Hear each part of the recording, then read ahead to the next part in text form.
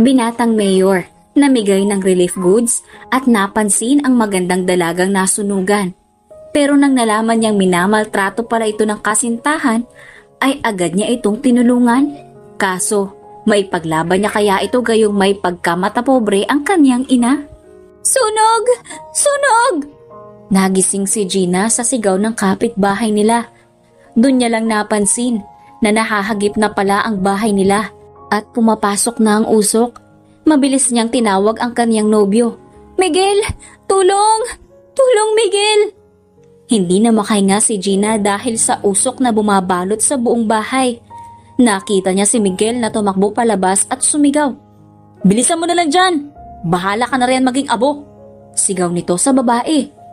Pinilit ni Gina na maisalba ang gamit nila kahit damit lang dahil kakasimula pa lang nila ni Miguel bilang magkasintahan. Ngunit hindi niya talaga kinaya kaya lumabas na lang siya. May paso siya sa binti at braso, pero hindi niya yun ininda upang maligtas niya ang kaniyang sarili. Paglabas niya ay walang humpay ito sa pag-ubo. Hinanap niya si Miguel ngunit hindi niya ito nakita. Mabilis din namang naapula ang apoy pero halos kalahati ng bahay nila ay nasunog. Kasalukuyan siyang nagpapalipas ng gabi sa evacuation area. Hindi niya alam kung nasaan ang boyfriend niya.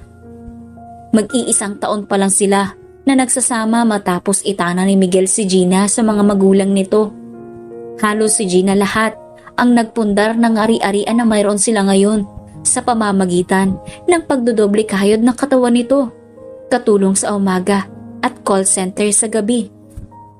Hindi pa ito kumakain at naghihintay na lang ng abot ng mga kawani ng barangay.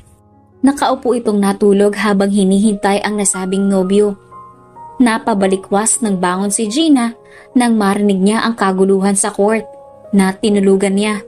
Kaagad niyang sinilip kung ano ang meron at sinabi ng kakilala niya na nariyan daw ang bagong upo na mayor.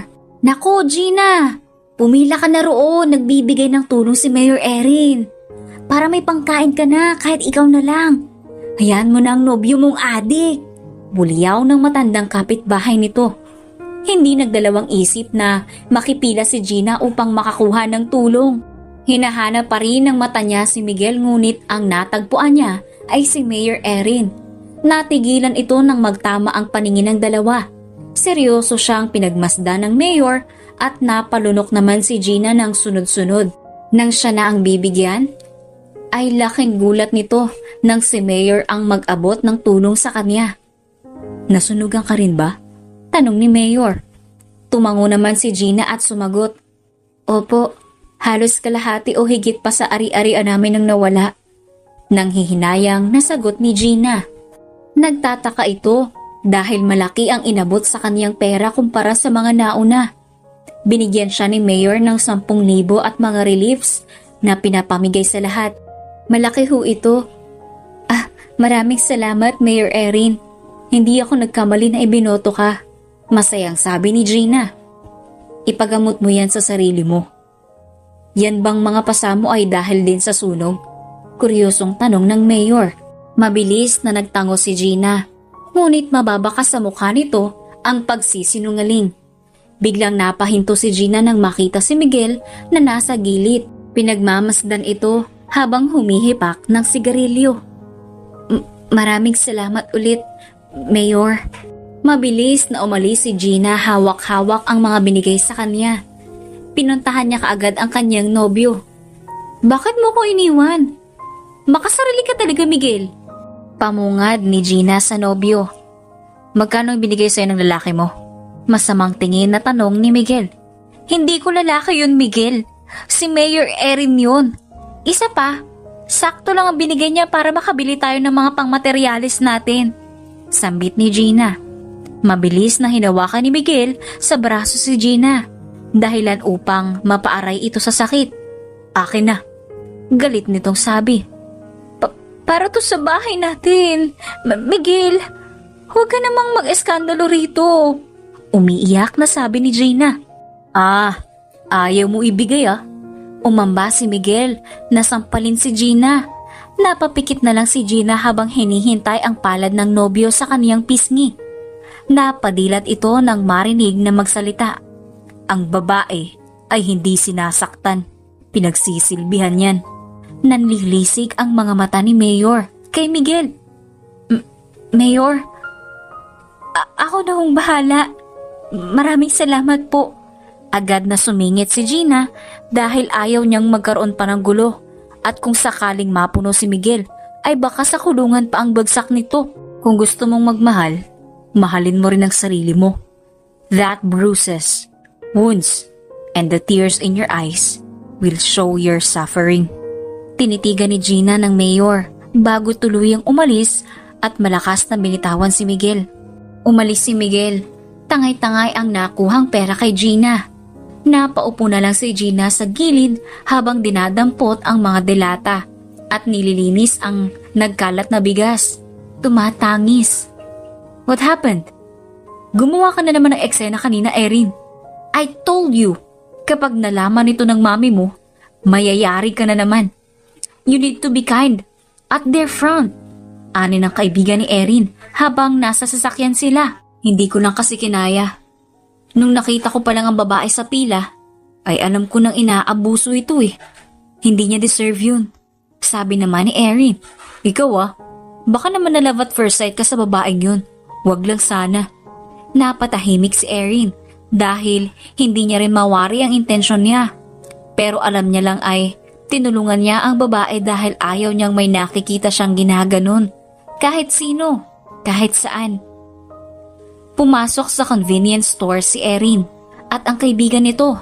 Nakalimutan nilang isarado ang bintana ng sasakyan at saktong naiwan doon ang cellphone ng Mayor. Mabilis na tumakbo si Mayor nang makitang may kung sinong lalaki ang pilit kinukuha ang nasa loob ng sasakyan. Hinampas pa ng kung anong bagay ang salamin nito upang tuluyang makuha. Hoy! Sigaw ni Mayor. Napatakbo ang magnanakaw, tangay-tangay ang cellphone ng Mayor. Agad na napansin ni Gina ang pagsigaw ng Mayor habang naglalakad ito malapit sa convenience store upang mag-apply ng trabaho. Magnanakaw! Sigaw ni Mayor.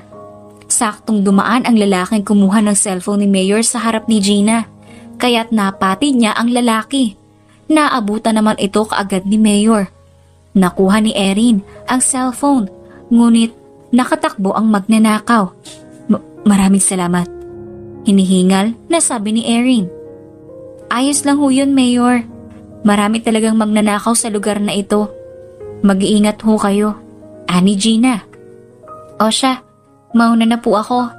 Kailangan ko pa po mag-apply ng trabaho. Ani Gina at ngumisi. Nakalagpas na si Gina sa kinatatayuan ng Mayor nang biglang tawagin ito. Miss, tawag ni Mayor. Napalingon naman kaagad si Gina at itinuro ang sarili.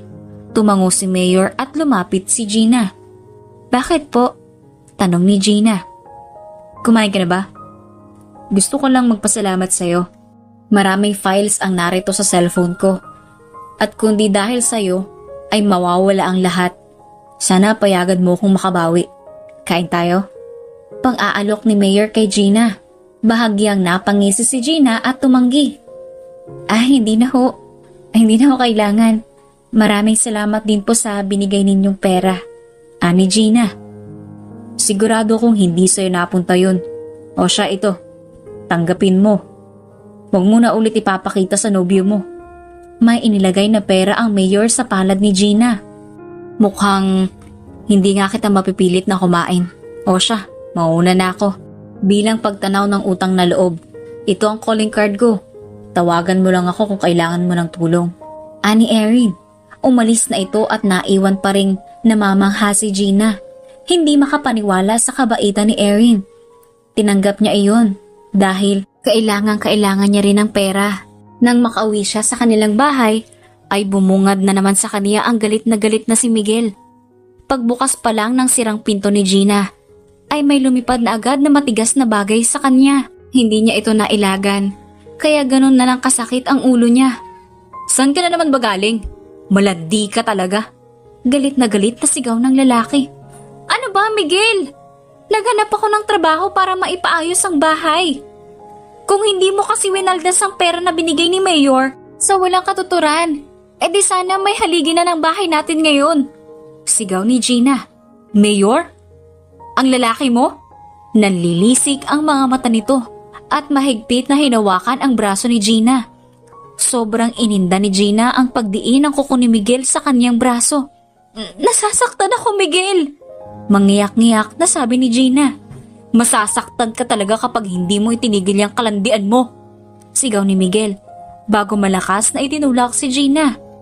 Muling napatangis lang si Gina at walang nagawa.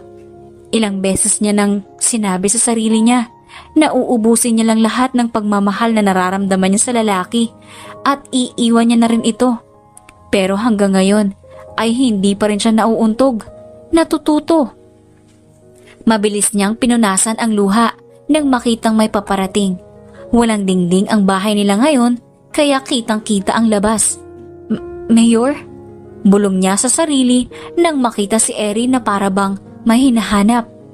Mabilis itong lumabas upang salubungin si Mayor Erin. Mayor! Pagtawag ni Gina. Mahahalata pa rin sa boses niya ang pag-iyak, maging sa mata niya. Gina, ito ba ang bahay? Napatigil ito nang makita ang itsura ni Gina. Teka, umiyak ka ba? Lumapit si Erin kay Gina. Nakita nito ang dugo na nasa braso ni Gina. Dulot ng mahigpit na pagdiin ng kuko ni Miguel sa braso niya.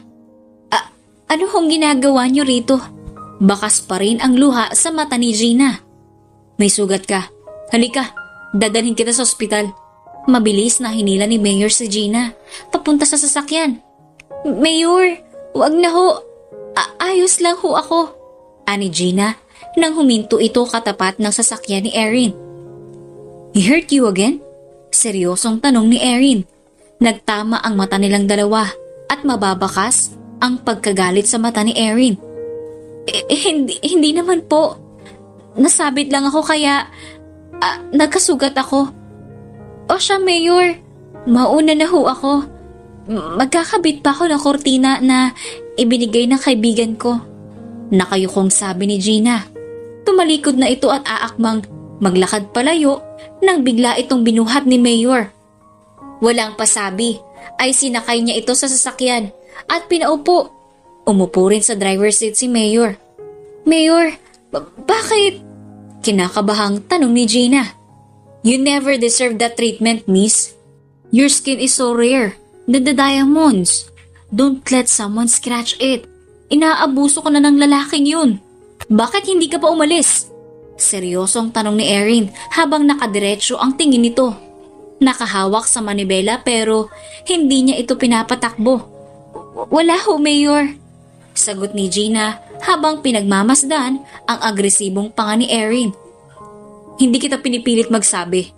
Ang akin lang ay huwag mong hahayaang masaktan ka ng kahit na sino. Sabi ni Erin. Sorry sa panghihimasok at pagpilit sa'yong makasakay dito. Sana sa pagbaba mo sa sasakyang ito ay matisod ka at mabuksan ang isipan mong hindi kailanman naging pagmamahal ang pananakit. Seryosong sabi ni Erin. Hindi pa rin makatingin kay Gina. Makakababa ka na. Hindi alam ni Mayor ang itatawag niya sa babae dahil hindi niya ito kilala. Gina, sabi ni Gina. Mahalin mo ang sarili mo, Gina. Sabi ni Mayor, maraming salamat ho. Kung sakaling magising na ho ako, kayo ang una kong pasasalamatan, Mayor.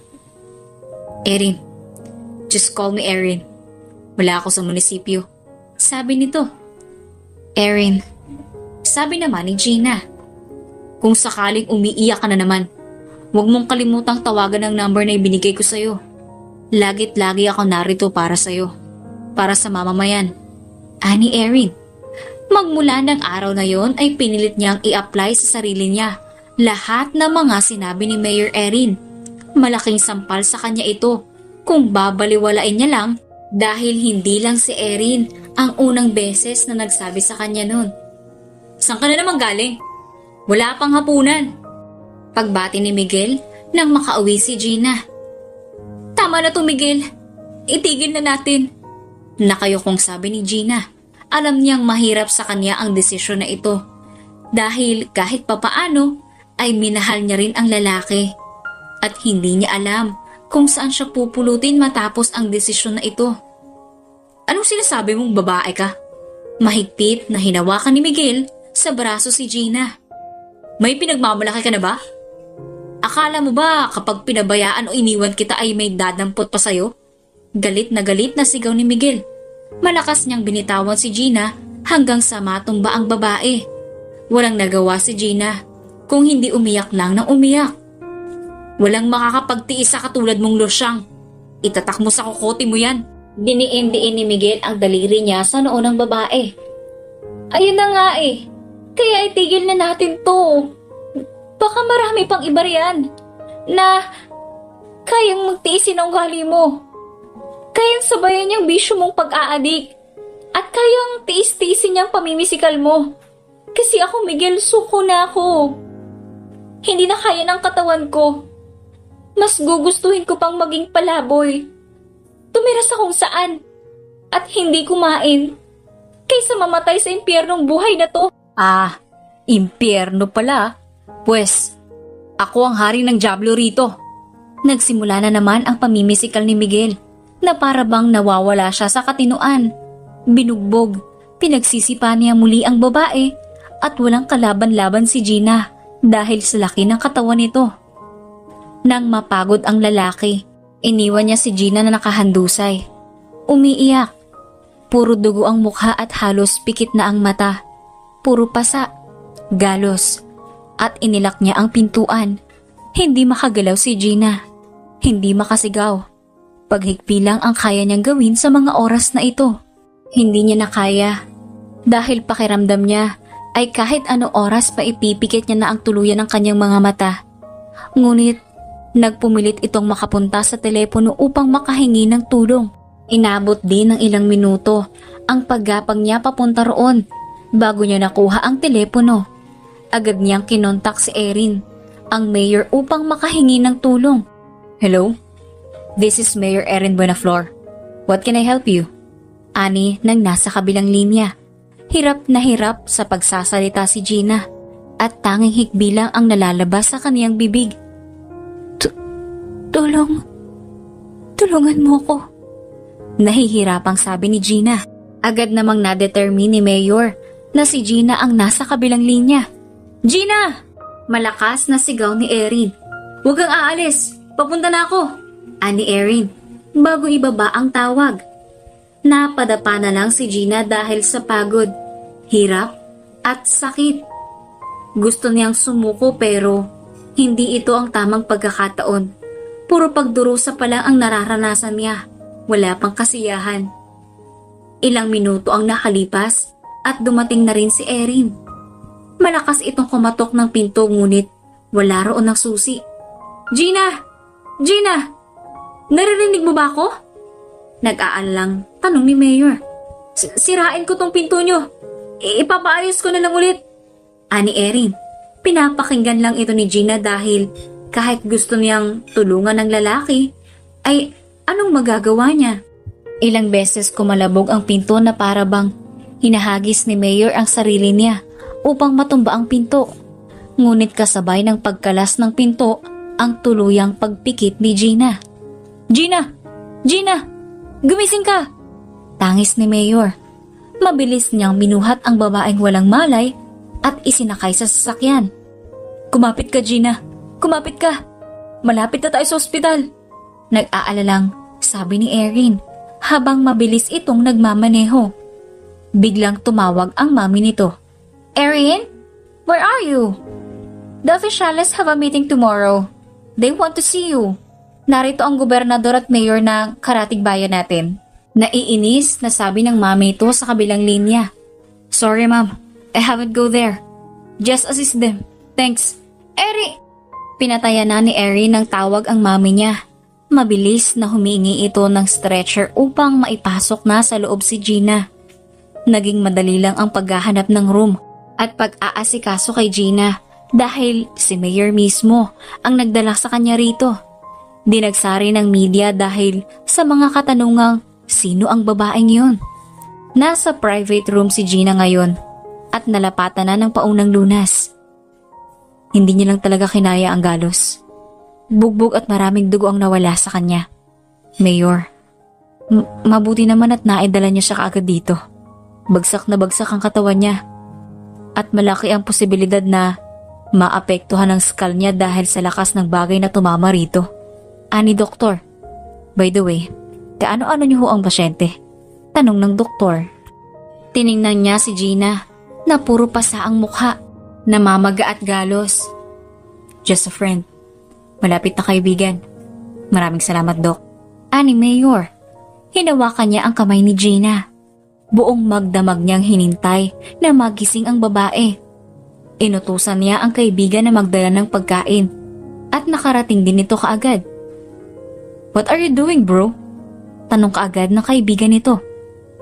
Sinabi mo ba kay mami kung nasaan ako, Matt? Tanong din ni Erin dito. Napasinghal si Matthew at umiling. Hindi. She asked me if magkasama tayo. And sinabi kong hindi. Pero baka parehas tayong malintikan, bro. Ani Matt, na kabang-kaba. Anong ibig mong sabihin? Hindi naman niya malalaman. Hintayin lang natin magising si Gina. Sabi naman ni Erin. Kung kanina ay hindi pa niya alam, panigurado akong umuusok na sa galit ngayon si tita. Sabi ni Matthew habang nakatingin sa cellphone. Nasa balita ka na, Erin. Kasama ang babaeng dinala mo rito. Maraming haka-haka na nobya mo ito. Si Matthew. Ano? Napasigaw sa gulat si Erin. Biglang bumukas ang pinto at dinagsa sila ng mga media. Nakahiga si Gina habang nakaupo si Erin sa tabi nito. Kaagad na hinarangan ni Matthew ang nagkakagulong media. Get out please! This is not the right time. May pasyente, respeto naman. Iritang sabi ni Matthew. Mayor, we're in live. Sagutin niyo lang po ang mga tanong namin. Sino po yung pasyente? Bakit kayo po ang nagdala sa kanya sa hospital? Balita po namin ay merong meeting bukas at nasa mansion ninyo ang ilang mga mayor. Ano hong ginagawa niyo rito? Mayor, girlfriend niyo ho ba ang babaeng yan? Sunod-sunod na tanong ng mga reporter. Hawak-hawak ni Erin ang kamay ni Gina at nagulat ito nang biglang gumalaw ang daliri nito. Palabasin niyo muna sila. Gising na si Gina. Ani Erin. Dumating na rin ang mga gwardya at pahirapan mailabas ang mga nagkakaguluhang reporters. Mayor, mahinang bulong ni Gina. Gina, nagpapanik na sabi ni Mayor. Matt, call the doctor please. Mabilis namang tinawag ni Matthew ang doktor at nakarating din naman ito kaagad. Kaya ko na. Immune na ako sa mga ganito. Masyado nang magulo. Mayor, maraming salamat pero makakaalis na kayo. Nahihirapang sabi ni Gina. Ngunit may bakas pa rin ng luha ang mga mata nito. You're not safe, Gina. Baka kapag iniwan ka namin ay balikan ka ulit ng boyfriend mo. Ipapakulong natin siya. Bukas na bukas ay ipapadampot ko siya. But for now, let me take care of you. Sabi ni Mayor Erin. Hindi rin maipaliwanag ni Erin kung bakit ganito na lang kabuti ang loob niya sa babae. Na para bang may tumutulak sa kanyang huwag iwan ang babae sa ganitong kalagayan. Alam niyang normal lang. Nagawin niya ito ngunit iba pa rin ang nararamdaman niya sa tuwing nakikita niya si Gina. Nagtagal pa ng ilang mga araw si Gina sa hospital. Shoulder lahat ni Erin ang babayaran. Sa kabila ng pagtulong niya kay Gina, gano'n naman ang panganib na nakabadya sa kanya. Galit na galit ang mami ni Erin nang malamang may itinatagong babae ito. Minsan silang nag-usap ng anak na si Erin at nangakong pag gumaling na si Gina ay hahayaan niya na ito. Kahit hindi naman talaga ganun ang plano niya. Bukas, makakalabas ka na rito sa hospital, Gina. Magaling na ang ilang sugat mo. Mabuti at hindi ka naapektuhan masyado ang iyong ulo. Isa pa, hanggang ngayon ay pinaghahanap pa rin ng pulisya si Miguel. Nagtatago siya. Balita ni Erin kay Gina. Nag-aayos na si Gina ng mga gamit niya. Maraming salamat ha. Nagtataka rin ako kung bakit mo to ginawa sa akin. Wala naman akong magandang naidulot sa'yo. Nakayokong sabi ni Gina. Kasalanan ko kung bakit sinapit mo yan. Kung hindi kita pinilit na manlaban o mabuksan ang isip mo, ay hindi ka aabot sa ganyan. Hindi ka makikipaghiwalay sa boyfriend mo, sabi ni Mayor habang nakaupo ito sa tabi niya. You're so strong, Gina. Pahabol pa nito. Tumingin sa kanya si Gina. You made me stronger, Mayor, sabi naman ni Gina. Because you believe in yourself. You tried and you never give up. Ngiti nito. Siya nga pala. Masyado pa rin delikado kung babalik ka sa barangay ninyo. Panigurado kung hinahunting ka na ng boyfriend mo. Ano kaya kung doon ka na lang muna sa rest house ko tumira? Pansamantala lang naman. Pag-aalok ni Mayor, napaawang naman ang labi ni Gina dahil sa gulat. Hindi na ho. Sobra na po ang mga ginawa ninyo. Hindi ko na alam kung paano pa kayo susuklian. Isa pa, sabi ni Matthew ay mainit ka na rin sa mata ng mami mo. Nadadamay na kita, Mayor. Mayor ka ng lugar namin. Hindi kita biglang napatigil si Gina dahil hindi niya rin alam kung ano ba talaga ang nararamdaman niya sa Mayor. Hindi ano? Tanong ni Mayor. Hindi kita kapatid. Ayun na lang ang nasagot ni Gina. I'm doing this for no reason. I just wanna help you. Kung gusto mo na sasahuran din kita para naman hindi ka makonsensya, you will clean the house lang. Ayos lang ba yun? Tanong ni Erin. Napatango naman si Gina. Maraming salamat talaga, Mayor. Nung araw ding yun ay inaasikaso na ni Mayor Erin ang rest house niya. Dahil kinabukasan ay pupunta na roon si Gina. Ngunit ang hindi niya alam ay may naghihintay lang palang umalis si Mayor para mabantaan ang buhay ni Gina. Malalim na ang gabi at malalim na rin ang tulog ni Gina. Walang pag-alinlangan at hindi kinakabahan. Na-e-excite sa darating na bukas. Ngunit may panganib pa lang nagbabadya sa kanya. Biglang naalimpungatan si Gina nang may maglagay ng unan sa kanyang mukha. Pumipiglas ito dahil hindi na rin makahinga hanggang ang tao na lang ang gumagawa sa kanya nito ang magtanggal. Sana magtanda ka. Alamin mo ang posisyon mo. Mayor ang anak ko at isa ka lang ordinaryong walang kwentang babae. Mag-isip-isip ka, Ning. Kung ayaw mong mawalan ka na ng hininga. Nanlilisik ang mata ng dating mayora na ina ni Erin habang galit na nakatitig kay Gina. Nanginginig si Gina. Takot na takot. Sinusundan niya ang bawat galaw ng babae hanggang sa makalabas ito ng pinto. Hindi niya yun sinabi kay Erin dahil ayaw niyang mag-alala pa ito at maging ugat pa ng pag-aaway ng mag-ina. Erin, pwede namang bumalik na lang ako sa mga magulang ko. Kinakabahang sabi ni Gina habang tinutulungan siya ni Mayor na asikasuhin ang mga gamit niya. Panigurado kong mahanap ka kagad ng boyfriend mo roon. Palipasin mo lang ang ilang linggo at pahupain ng gulo bago ka tuluyang lumabas. Delikado ka, Gina. Matinik ang boyfriend mo. Kaya hanggang ngayon ay hindi pa rin naman siya mahanap-hanap. Ani Mayor nang tingnan niya si Gina sa mata. Nakakahiya na ng sobra, Mayor. Madalas ka nang narito sa hospital. Inaasikaso ako. Ang gastusin.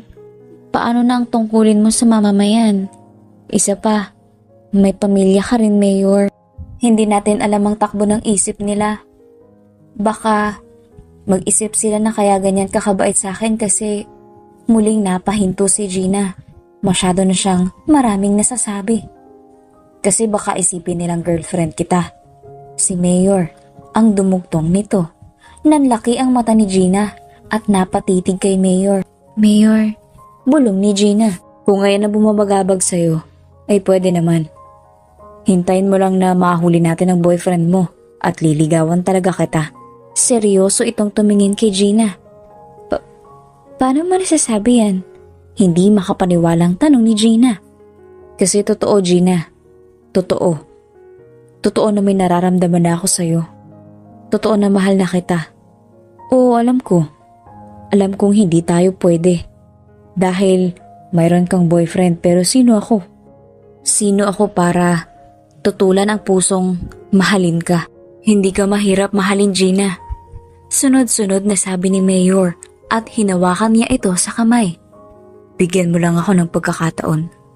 Ibibigay ko sa iyo ang nararapat mong maranasan. Hindi bugbog, sigaw at pananakit. Mamahalin kita, Gina. Sabi ni Mayor Erin. Hindi yun ganun kadali. Kahit gustuhin ko man, pero ang estado natin sa buhay ay malaking suntok sa buwan. May katungkulan ka. Isa lang akong ordinaryong babae na biktima ng pang-aabuso.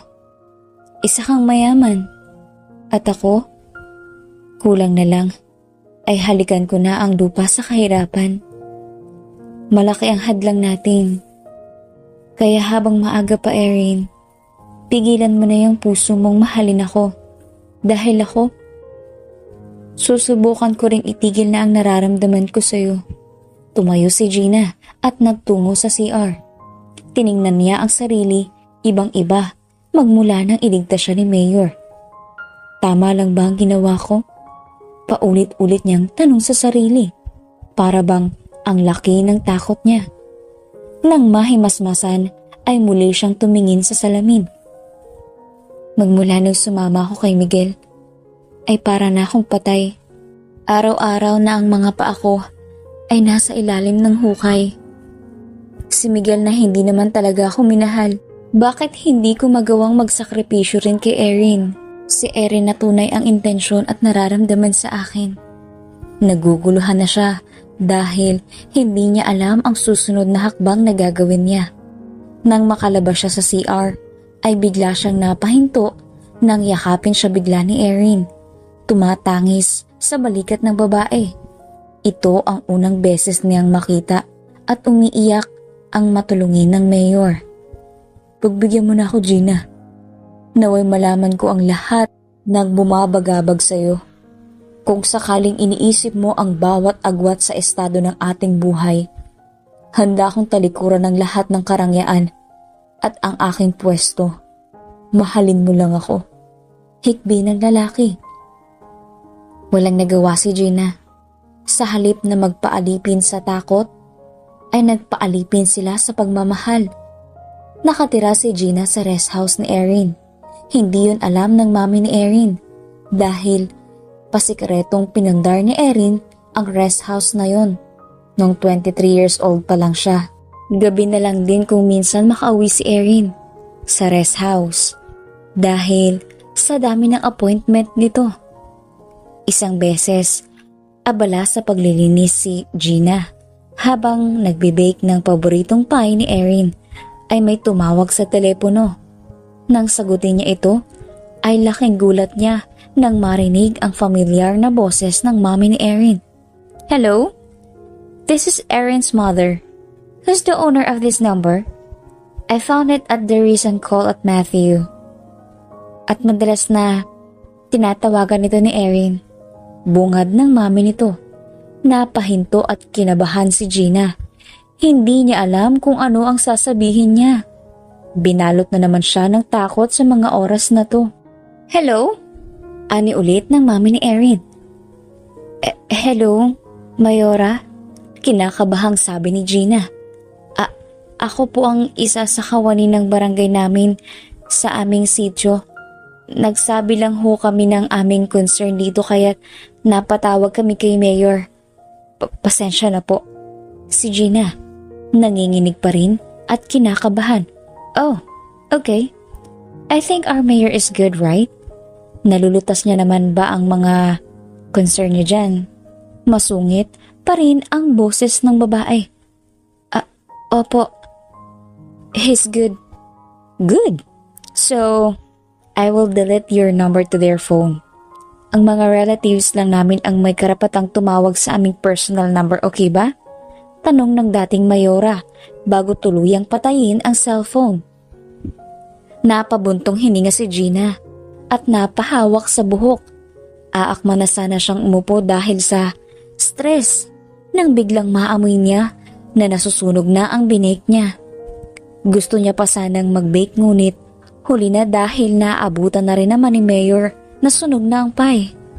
Ang bango naman ng amoy na yun. Sumisinghot na sabi ni Mayor papalapit kay Gina. Niyakap niya sa likod ang dalaga. Mabango ba yan? Nasunog nga eh. Malungkot na sabi ni Gina.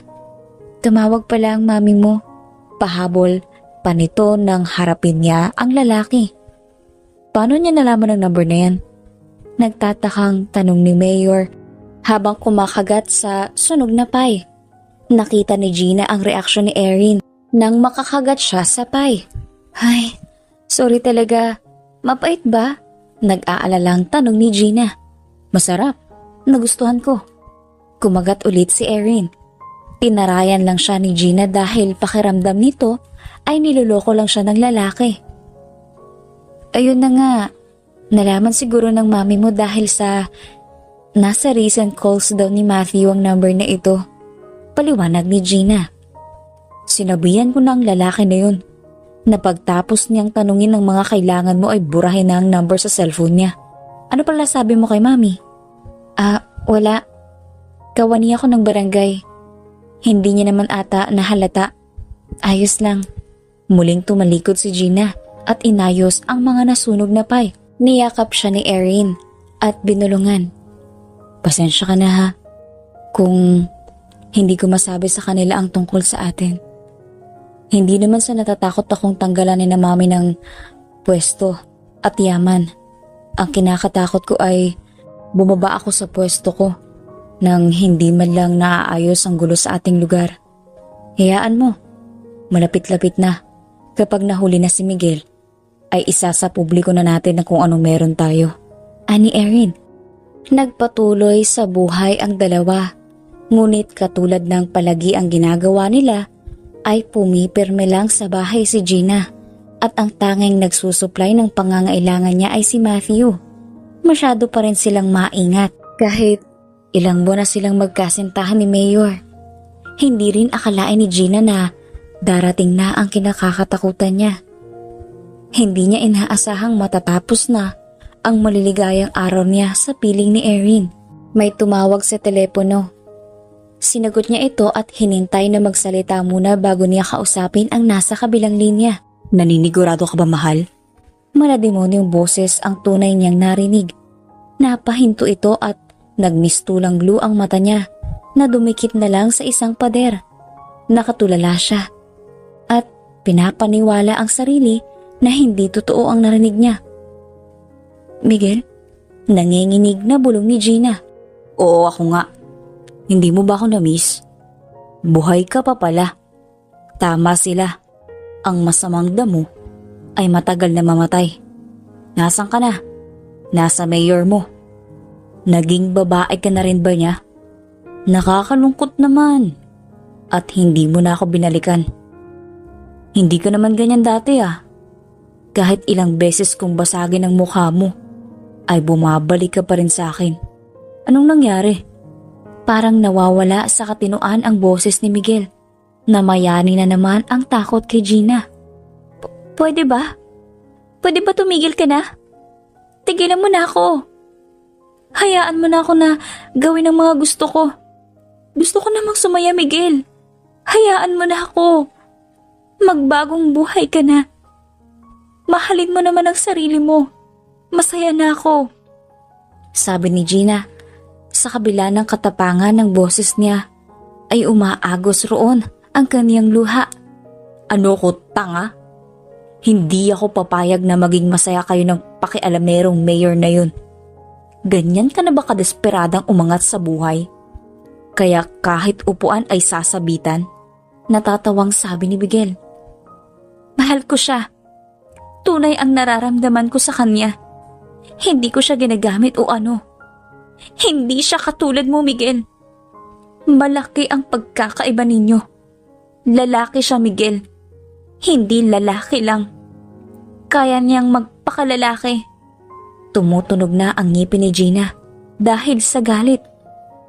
Tamang-tama lang talaga na ako ang nilapitan ng mami niya. Kung ako sa'yo, Gina, bumalik ka na sa akin. Magdala ka na lang ng mga alahas at pera galing kay Mayor. At tatanggapin ulit kita. Kung ayaw mong parehas kayong dalawang matulog sa impyerno. Sigaw ni Miguel bago patayin ang cellphone. Si Miguel? Tanong ni Erin. Sa likuran na kanina pa nakikinig, mabilis na niyakap ni Gina si Erin. Huwag mo kong iwan, Erin. Huwag. Hagulgol nito.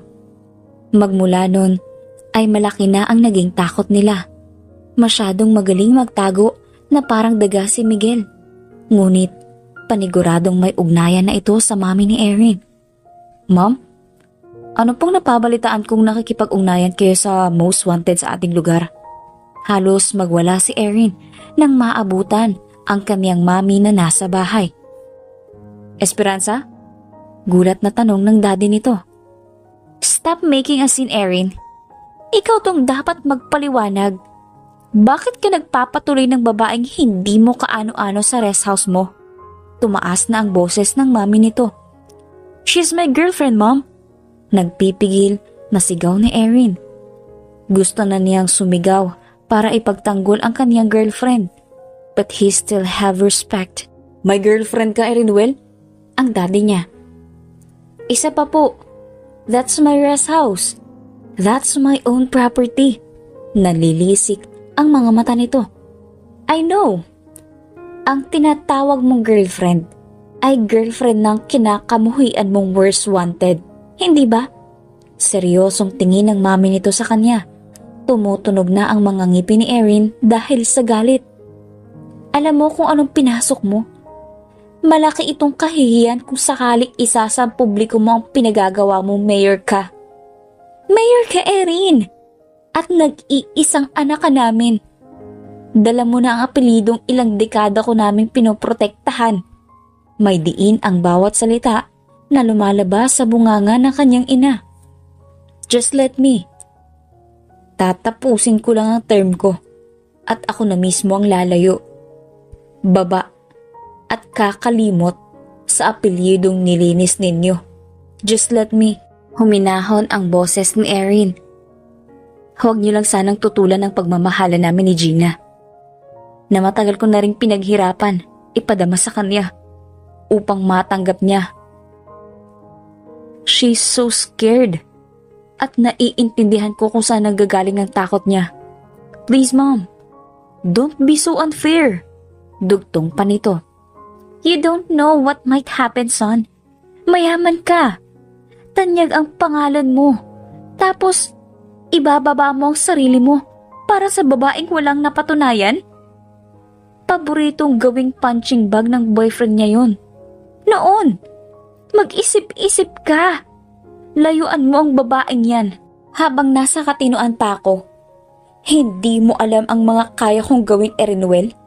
Seryosong sabi ng mami nito na tunog na may pagbabanta. Esperanza, Erin is right. He's 27 years old. Hayaan mo na siyang magdesisyon para sa buhay niya. Hawak mo na siya ng halos mahigit 2 dekada. Just let him be free. Ani ng daddy nito. I can't see anything wrong by loving that person. Ang hindi mo ka-level dahil ganun din tayo nung una, Esperanza. Why you can't reflect that to yourself? Halos pulutin lang din naman kita noon pero bakit ganyan ka nakayabang ngayon? Nagtitimpi na lang din ang daddy nito. Iba ang sitwasyon, Ernesto. May pangarap ako. Pinatunayan ko sa'yo ang mga magulang mo na kaya ko. May ibubuga pa ako. Exactly, ma'am. Let Gina prove you na kaya niya rin. Hindi lang siya makalabas sa kahon niya dahil sa takot. Dahil sa pangangamba na baka yun ang huling paglabas niya. Pagsingit ni Erin. You guys can change my mind. Pag sinabi ko, gagawin ko. Kaya ngayon pa lang, magtulungan na kayo sa pagprotekta sa babaeng yon. Dahil mas gugustuhin ko pang makitang binubugbog yan ng dati niyang boyfriend sa harapan ko. Kaysa pagpiestahan tayo ng sambayanan. Huling sabi ng mami niya bago tuluyang umalis. Napasapo na lang sa noo si Erin. Hindi niya na alam kung paano niya pagsasabay-sabayin ang lahat. Hindi lang iisang tao ang pinagsisilbihan niya, maging ang isang buong bayan. Dumating siya sa kanyang rest house at halos tumalon ang puso sa kaba nang malamang wala roon si Gina. Gina? Gina! Sigaw ni Erin. Gina, nasan ka? Baka sa boses nito ang pag-aalala. Hinalughog niya. Sa buong bahay ang babae. Ngunit wala siyang nakita miski anino ni Gina. Ang girlfriend mo bang hinahanap mo, Mayor? Laking gulat ni Erin nang biglang may salita sa likuran niya. Kitang-kita niya ang malademonyong mukha ng lalaki na balot ng itim na kasuotan. Aakma na siyang sugurin si Erin dahil nanginginig na ito sa galit. Oops, kalma ka lang. Huwag ka masyadong mainit. Oo, nasa akin ang girlfriend ko. Dahil dapat lang naman na nasa akin siya, di ba? Pero ngayon ay nasa mabuting kamay na siya. Tumawa pa ito na para bang nawawala sa sarili. Anong sinasabi mo? Nasaan si Gina? Ibalik mo siya ngayon din. Nanginginig na sigaw ni Erin. Hindi ko masasagot yan eh. Baka ngayon ay sunog na ang katawan. O hindi kaya pinaanod na sa ilog. Depende yan sa trip ng mami mo. Much better kung ikaw na mismo ang maghahanap. Mas mabuti kung maabutan mo pa siyang humihinga at masabing, mahal na mahal kita, Mayor. Tunog na may pangaasar pa ang dulo nitong sinabi. Hayop ka! Anong klaseng tao ka? Hindi mo ba minahal si Gina? Bakit ganun mo na lang siya kung pahirapan? Kwinelyuhan niya ang lalaki. Malakas siyang tinulak ni Miguel at sinigawan. Kung hindi ka sana nakialam, ay nasa maayos pa siya ngayon. Sigaw nito. Mabilis na nagpanik ang lalaki nang marinig ang boses ng kaibigan ni Mayor na si Matthew. Mabilis itong kumawala sa pagkakakwelyo sa kanya ni Mayor at tumakbo palayo sa bahay. Huli na si Matthew at hindi na niya naabutan si Miguel. Grabe ang galit at pag-aalala ngayon ni Mayor.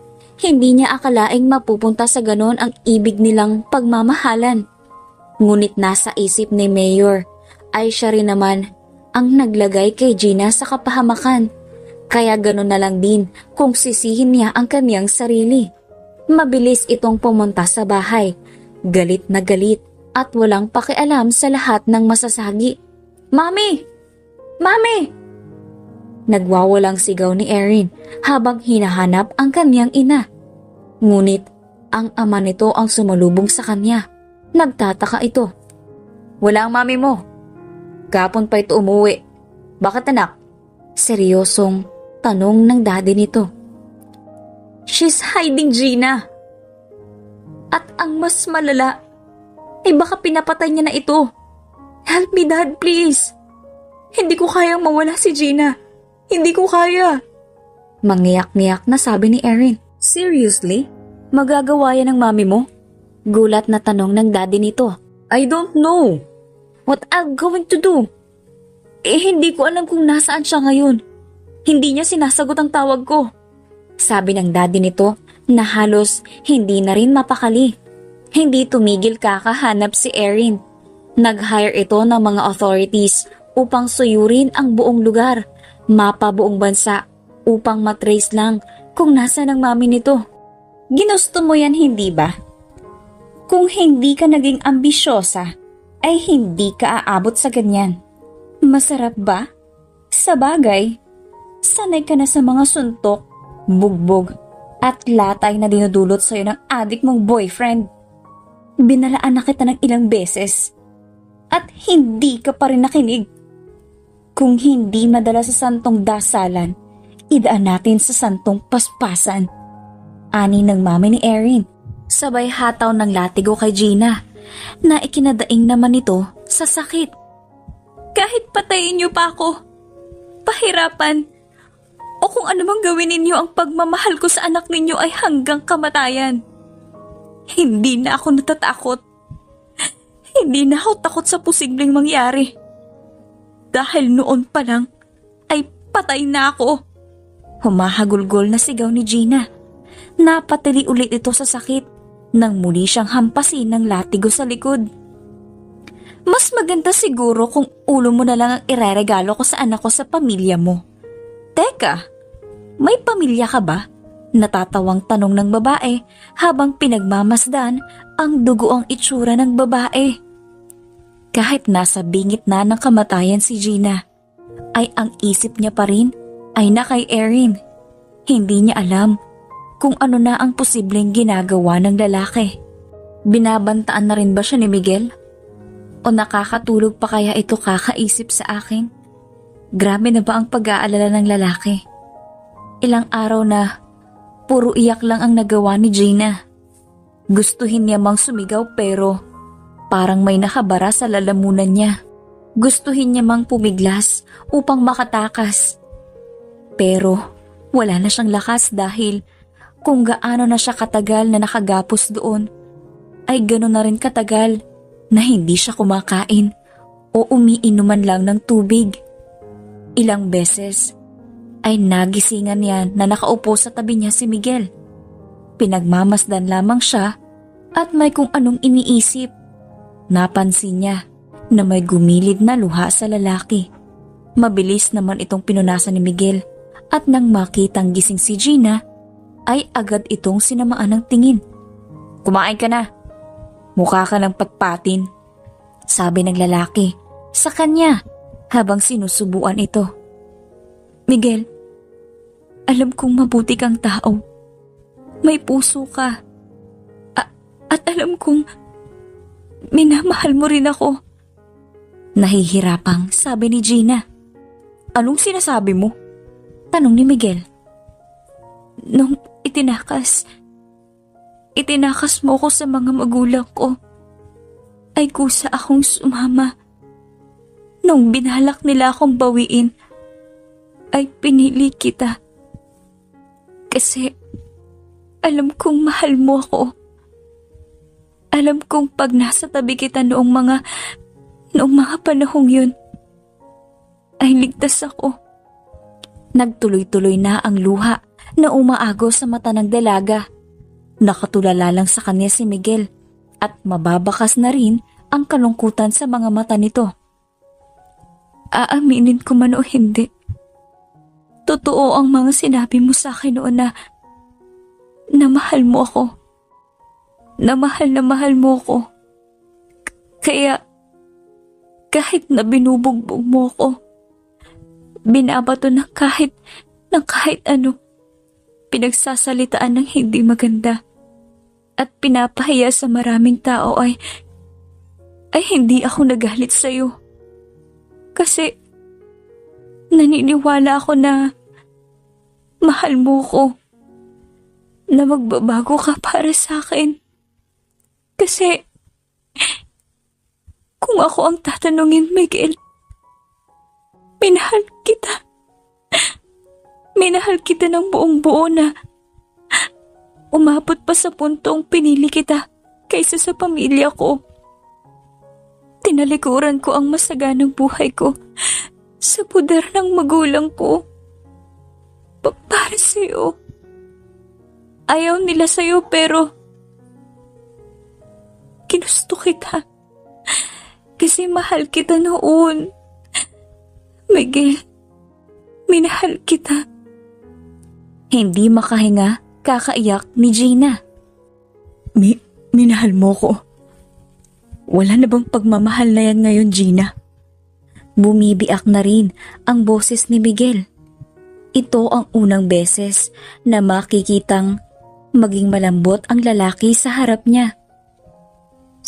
Sinubukan ko. Inubos mo ko, Miguel. Ilang beses ko pang kinumbinsi ang sarili ko na mahal pa rin kita nung paubos na ako.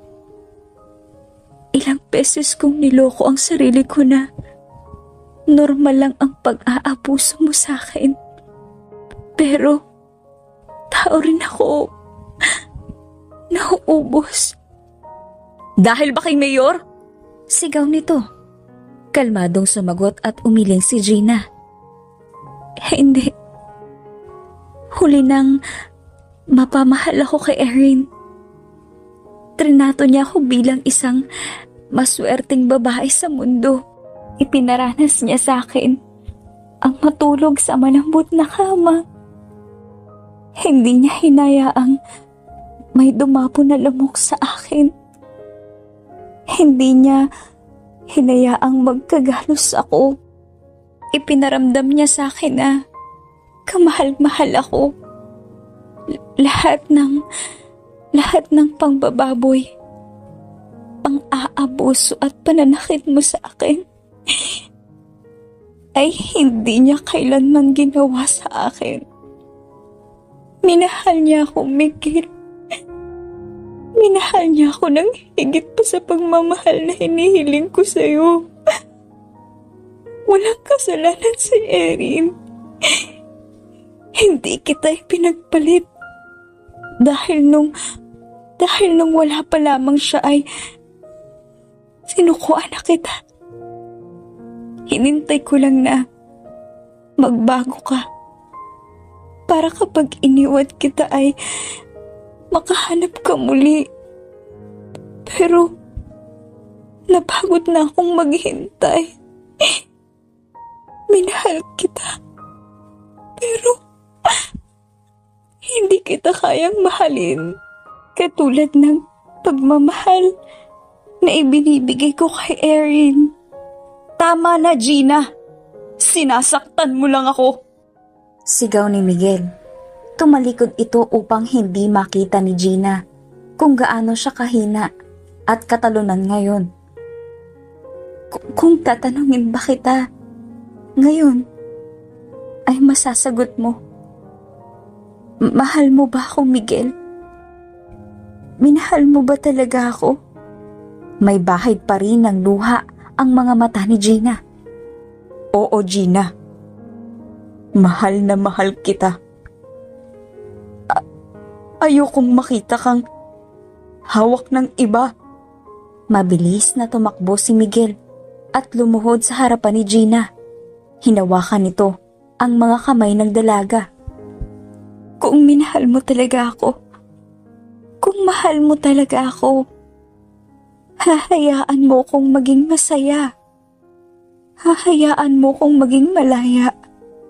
At tutulungan mo akong makawala sa paghihirap na ito. Seryosong sabi ni Gina. Nagtama ang mga mata nila ni Miguel at bakas ang pagiging matapang sa mata ni Gina na parang sinusubukan niya si Miguel. I'm your mother at wala kang karapatan na pagbintangan ako. Malinis ang konsensya ko. Wala akong masamang ginagawa, Erin. Malakas na sigaw ng mami ni Erin habang paulit-ulit nitong tinatanong kung nasaan si Gina. Then where you going? Wala ka ng mahigit 3 araw, Esperanza. Kalmado ang boses ng daddy ni Erin, ngunit bakas ang pagkaseryoso. Are you accusing me, Ernesto? I'm just fixing the things na hindi magawa ng anak mong mayor. Nawala na siya ng amor matapos makilala yung babaeng yun. At kung ako ang tatanungin, mabuti nga na mamatay na lang ang babaeng yun. Mamatay na lang si Gina. Sabay sigaw ng mami nito. Anong sinasabi mo, Esperanza? Nagulat ang lahat nang may nagsalitang 2 matanda sa gilid ng pintuan ng bahay ni na Esperanza. Galit na galit ang mag-asawa. Nakakarating lang. Katulad ng reaksyon ni Erin, ay gano'n na lang din ang galit na namayani sa 2 matanda. Gracia, gulat na sabi ni Esperanza. Renato? Gracia, anong ginagawa niyo rito? Hindi ko inaasahang bibisitahin niyo ulit ako. Umastang walang nangyari ang mami ni Erin. Kanina pa ba kayo nariyan? Hali kayo. Ipaghahanda ko kayo ng merienda. Yaya, tama na, Esperanza. Tama na ang pambibilog ng ulo namin. Kung ang taong bayan ay nagawa mo ng lokohin, kung nagloko kami noon ngayon, ay hindi na. Ilabas mo ang anak ko. Sigaw ni Gracia. Lahat ay nabigla. Hindi aakalain ng bawat isa na naroon na ang kasalukuyang governor ng karatig lugar at ang ina ng babaeng pinapahirapan nila. Babaeng ipapapatay at inaalila nila. Maging si Erin ay nabigla. Hindi nila ito inaakala. Yes, Gina Lynn Salazar is our unika iha. Ang babaeng pinapahirapan ninyo. Binubugbog.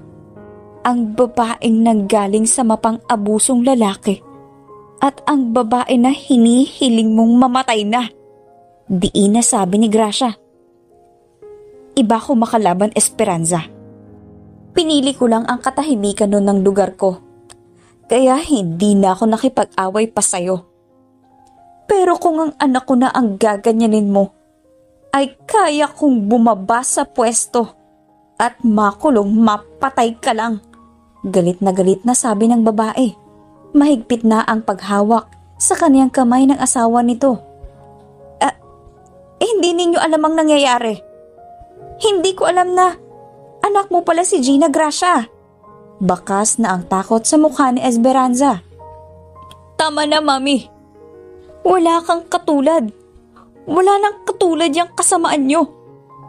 Isa na lang ang hiling ko. Ibalik nyo si Gina. Sigaw ni Erin. I already called the cops at papunta na sila rito. Isa pa, may nakapag-report sa amin na kung nasaan na si Gina. Ani Matthew. Lahat ay naalarma nang aakmang tumakbo si Esperanza. Mabilis itong nahawakan ng asawa niyang si Ernesto. Huwag mo nang dagdagan ng pagkakamali. Ang isa pang pagkakamali, honey. Just admit your mistake at pagsisihan nito. Nanginginig ang boses nito. Help me, Ernesto.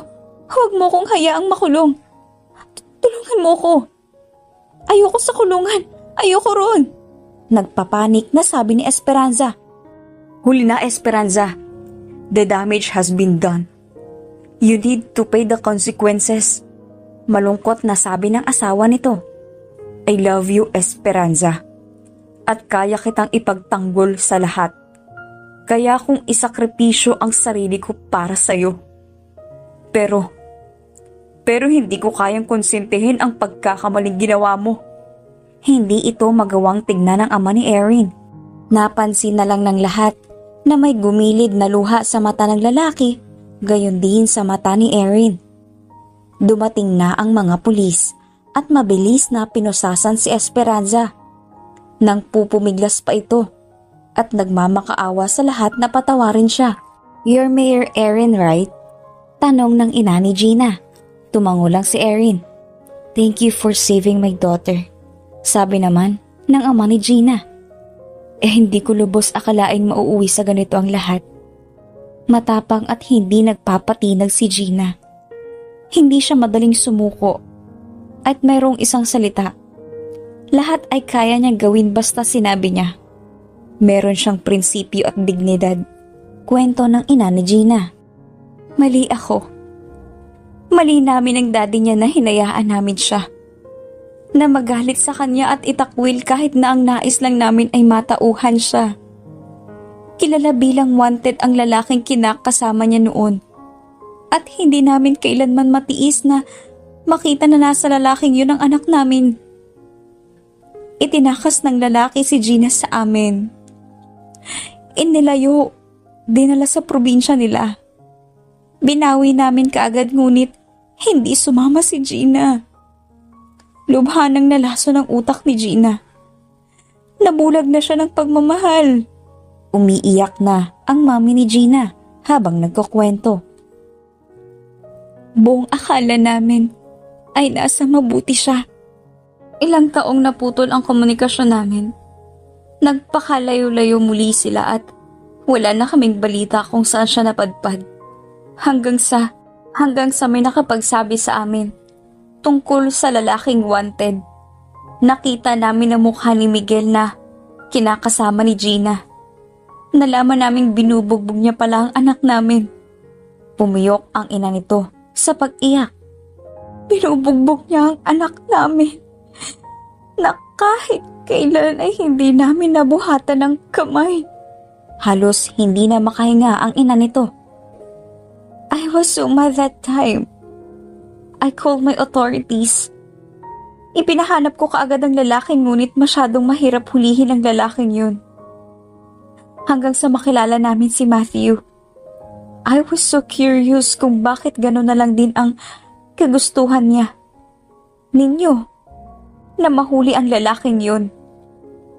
At doon lang namin nalamang, you saved her. The mayor saved our daughter. Sabi ng ina ni Gina. Nilagay ko humuli siya sa panganib. Patawad po. Malungkot na sabi ni Erin. I didn't expect this. Hindi ko akalaing mas maghihirap siya sa kamay ng ina ko. Hindi na yun mahalaga. Ang importante ngayon ay mahanap na ang anak ko na nasa mabuting kalagayan. Hindi ko alam ang posible kong magawa kung sakaling may masamang mangyari kay Gina. Ani Gracia. Tinonto nila ang nasabing warehouse kung saan itinago si Gina kasama ang mga otoridad at mabilis nilang hinalughog ang buong warehouse. Ngunit wala silang nakitang miski anino ni Gina. Wala ho talaga, Mayor. May nakita ho kami na isang upuan na pinaghihinalaan naming doon iginapos ang biktima. Ngunit tali na lang natira doon. Marahil nakatakas ang biktima o hindi kaya ay inilipat siya ng ibang lugar. Ani ng pulis. Ang anak ko, hanapin niyo, parang awa niyo na. Nangingiyak-ngiyak na sabi ng ina ni Gina. Calm down, honey. Babalik sa atin ang anak natin ng ligtas. Pagpapalubag loob ng asawa nito. Hindi na nagtigil, kakahanap ang lahat at mga maaaring lugar na pwede pang pagdalhan kay Gina. Lahat ng warehouse, hotel at rest house ng ina ay pinuntahan niya. Ngunit wala talagang nakitang anino ni Gina roon. Saan tayo pupunta? Ang akala ko ba ay papatakasin mo na ako? Tanong ni Gina habang hila-hila siya ni Miguel sa talahiban. Nagtitiwala ako sa iyo, Miguel. Sana'y huwag mong biguin yun. Pahabol pa nito habang nagpapadala sa paghila sa kanya ng lalaki. Ibabalik kita sa magulang mo. At sa totoong mahal mo, Gina, sabi ni Miguel nang huminto sila. Magulang ko? Hindi na nila ako kailanman naaalala. Dahil alam kong galit pa rin sila sa akin matapos kitang piliin. Sabi ni Gina. Nahuli na si Esperanza. At nabalitaan ko sa isang tauhan ni Madam na hinahanap ka na rin ng mga magulang mo kasama ni Mayor. Malungkot na sabi ni Miguel. Bigyan mo lang ako ng kahit isang araw. Hinding-hindi kita sasaktan. Alam kong hindi yun sasapat para makabawi sa lahat ng mga nagawa mo. Pero bigyan mo ko ng isang araw para mapatunayan ko sa iyong mahal na mahal kita. At nagsisisi na ako. Pagtapos ay ibabalik na kita sa kanila. At ako na mismo ang susuko sa pulis. Pagbigyan mo na ako, Gina. Hinawakan ni Miguel ang kamay ni Gina at nakikiusap ang mga mata nito. Nagdadalawang isip pa si Gina. Ngunit muli siyang nagtiwala sa lalaki. Nakikita niya sa kilos at mga mata ni Miguel ang totoong intensyon nito. Sa isang kubo sa gitna ng talahiban ay doon sila nagpalipas ng gabi. Excited na sila ni Gina na makabalik sa mga mahal niya sa buhay. At mayakap muli si Erin. Ngunit naroon ang awa sa tuwing tititigan niya ang mga mata ni Miguel na punong-puno ng pagsisisi. Kumain ka na. Niluto ko. Paborito mo ang adobong may patatas, di ba? Sabi ni Miguel. Kakaiba ang kubo na ito dahil kumpleto ang lahat. Muling napatingin si Gina kay Miguel. Hindi niya akalaing alam ng lalaki ang paborito nitong ulam. Hindi ko nilagyan ng paminta dahil mabilis kang mabahin kapag may paminta. Hindi ko lang alam kung akma sa gusto mong lasa ang timpla ko. Ngayon lang ako magluluto eh. Nahihiya ang ngisi ni Miguel at napakamot pa ito sa batok. Pinagmasdan niya ang lalaki sa lahat ng ginagawa, paglalagay ng apoy sa harap nila at pagsasandok. Hindi ako nakabili nung nakaraan ng juice dahil naging mainit na ako sa labas. Kaya pasensya ka na kung yan lang ang napamili kong mga paborito mo. Sabi pa nito, bumibili ka ng mga paborito ko? Hindi makapaniwalang tanong ni Gina habang hawak-hawak ang kutsara. Oo, magmula nang makita kong pinahirapan ka ni Esperanza, ay hindi ko rin kinakayang panoorin ka. Mabilis na nag-reflect sa akin yung mga ginagawa ko sa'yo noon. Rinig na rinig ko ang pagdaig mo at pag-iyak. Kita ko ang mga sugat at dugo. Binabayaran ako ni Esperanza kaya wala rin akong nagawa. Hindi ko na mabilang kung ilang beses na ako nang hingi ng tawad sa'yo, ngunit pasensya ka na, Gina. Pasensya ka na talaga sa lahat ng mga nagawa ko. Sabi ni Miguel. Nginitian lang siya ni Gina at nagsimula ng kumain. Malalim na ang gabi at gising pa rin si Miguel. Tulog na si Gina dahil sa pagod.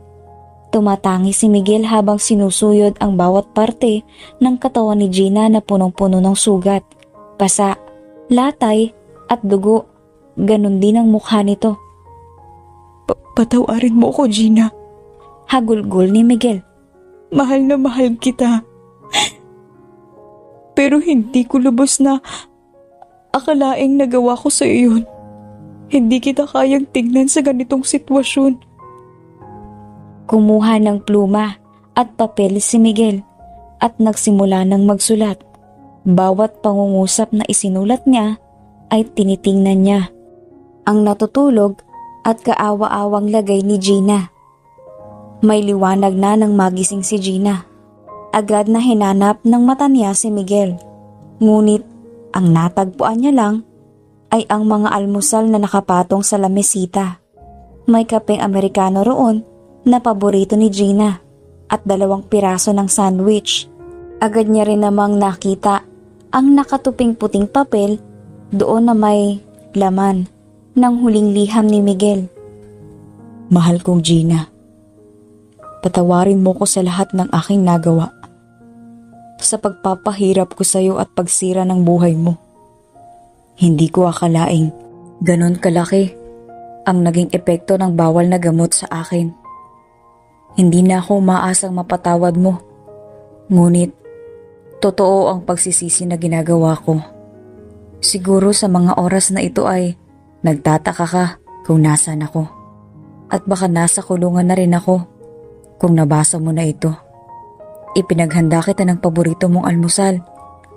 Sana magustuhan mo. O siya, sana magpatuloy ka sa buhay. Mahalin mo ang sarili mo at piliin mo ang taong kabaliktaran ko. Sa tingin ko ay nahanap mo na rin naman. Masaya ako para sa inyo ni Mayor Erin. Hanggang dito na lang, Gina. Mahal ko. Mahal na mahal kita.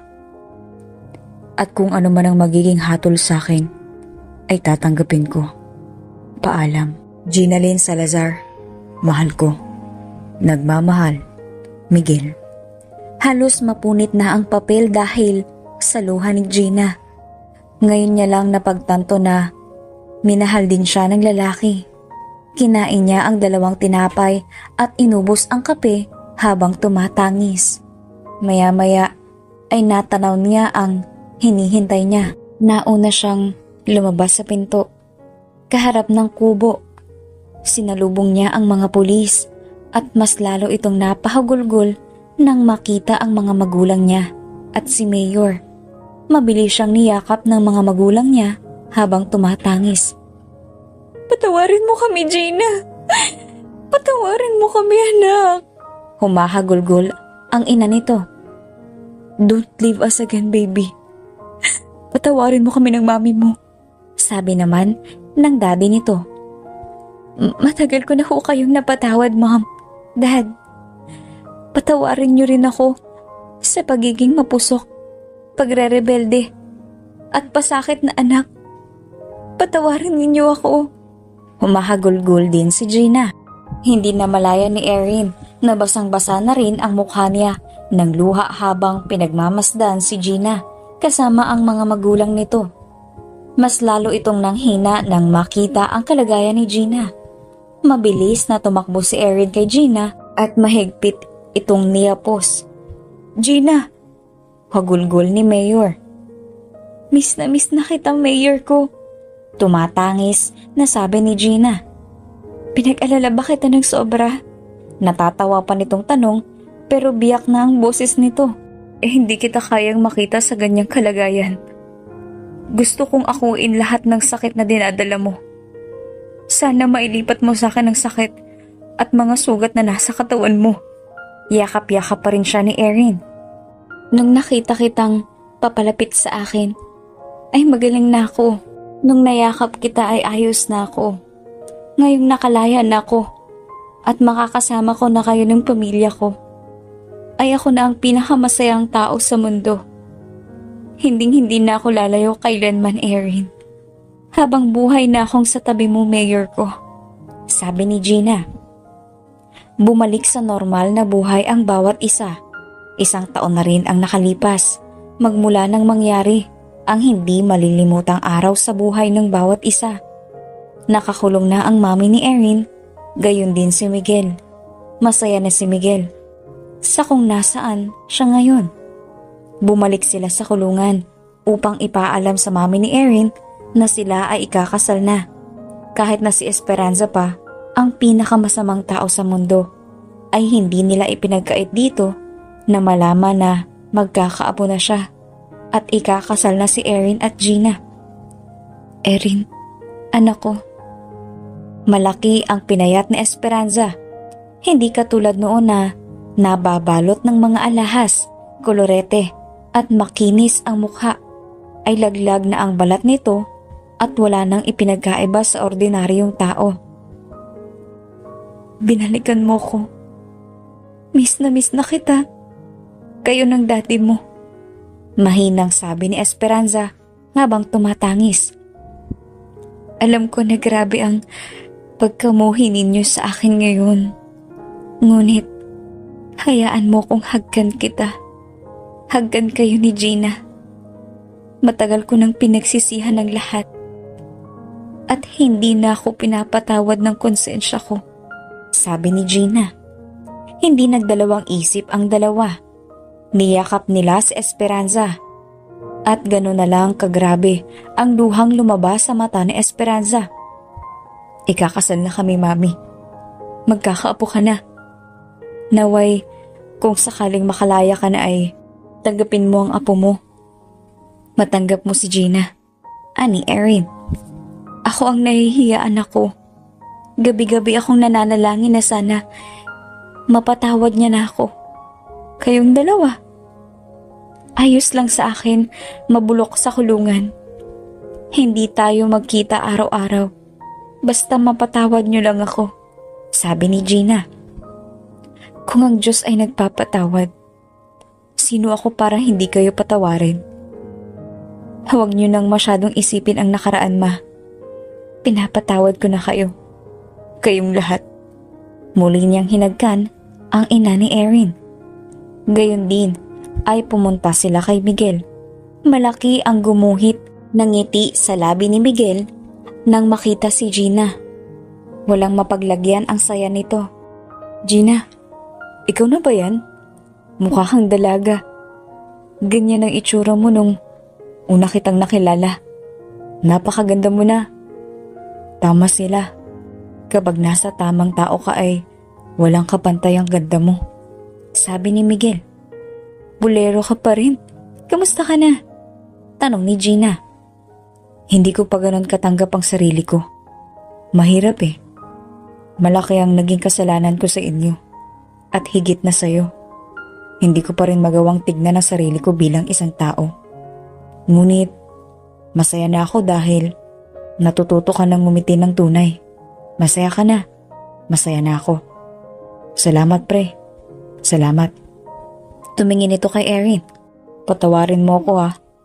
Wala akong masabi tungkol sa pagmamahal mo kay Gina. Dahil walang kapantay yun. Mahalin mo lang siya dahil hindi yan napapagod magmahal. Patawarin mo ako ah. May nangingilid na luha sa mata ni Miguel. Kaagad itong tinapik ni Erin sa balikat. Matagal na kitang pinatawad. Naway mapatawad mo na rin ang sarili mo. Niyakap ito ni Mayor Erin. Kasabay ng kasak ay doon na ni-reveal ang gender ng baby. Enggrande ang kasal dahil halos lahat ng mga opisyales ng iba't ibang lugar ay nakidalo. Marami ring na-excite sa posibleng maging kasarian ng bata. Sabay na hinila ni Erin at Gina ang pink at asul na lobo. Nabuhat ni Erin si Gina sa tuwa nang malamang lalaki ang magiging anak nila. Katulad ng pagmamahal ko sa'yo, ay mamahalin ko rin ang magiging anak natin ng buong buo, sabi ni Erin. Katulad ng pagsasakripisyo ko, ay handa kong isakripisyo ang buhay ko para sa inyo. Nagsihiyawan ang bawat isa nang halikan ni Erin si Gina. Mayor Erinoel Alvarez and Mayora Ginalyn Salazar Alvarez are officially declared as husband and wife.